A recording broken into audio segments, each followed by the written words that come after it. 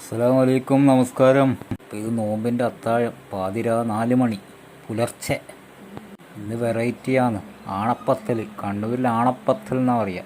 ആണയിട്ട് ഉണ്ടാക്കുന്ന പത്തൽ. പത്തിരി മാവ് ചെറിയ ഉരുളകളാക്കി വിരലിനെ കൊണ്ടിങ്ങനെ അമർത്തിയിട്ട് ഇഡ്ഡലിച്ചെമ്പിൽ പുഴുങ്ങിയെടുത്ത് ബീഫ് കറി വറ്റിച്ചെടുത്ത് അതുമായിട്ട് മിക്സാക്കിയിട്ട് ഉണ്ടാക്കുന്നൊരു വിഭവം. കണ്ണൂരിലെ ചില സ്ഥലത്ത് നാണപ്പത്തൽ എന്നും പറയും. അപ്പം നമ്മൾ ബീഫെല്ലാം എടുത്തിന്, ബീഫിൻ്റെ കൊട്ടാന്ന് എടുത്തിന്. കൊട്ടിന് വില കുറവുണ്ടാവും.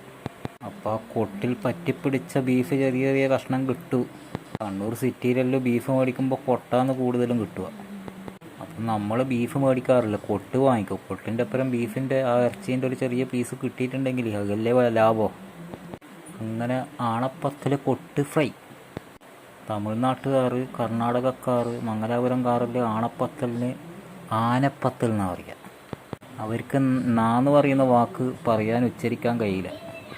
അണ്ണൻ എന്നെല്ലാം പറയുന്നത് അന്നൻ അല്ലെങ്കിൽ ആനൻ. വേറെ നാ വെച്ചിട്ടുള്ള വാക്ക് ഞാൻ പറയുന്നില്ല. അപ്പം അങ്ങനെയല്ലാന്ന്. അപ്പം നിങ്ങളെല്ലാം അത്താഴത്തിന് ബിരിയാണി, നെയ്ച്ചോറ്, സാധാ ചോറ്, ഫ്രൂട്ട്സ് ഒന്നും കഴിക്കാതെ നോമ്പെടുക്കുന്നവരെല്ലാം ഉണ്ടാകും. ഞാനങ്ങനെ ഒന്നും കഴിക്കാറൊന്നുമില്ല.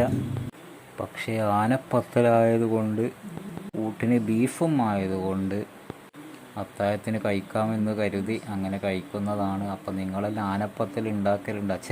ആണപ്പത്തൽ ഉണ്ടാക്കലുണ്ടാ? അത് പൊട്ടാന്ന് നല്ല മുട്ടിയാൽ നല്ല ഒച്ച വരും. അപ്പോൾ സ്പൂണിനെ കൊണ്ട് ഇങ്ങനെ മുട്ടുന്നതാണ്. അപ്പോൾ ഉറങ്ങി എണീക്കാനെല്ലാം ആരെങ്കിലും ബാക്കിയുണ്ടെങ്കിൽ അതിൻ്റെ ഒച്ച കേട്ടിട്ട് എണീച്ചോട്ട് എന്ന് വിചാരിച്ചിട്ടാണ്. അപ്പോൾ വീണ്ടും കാണാം.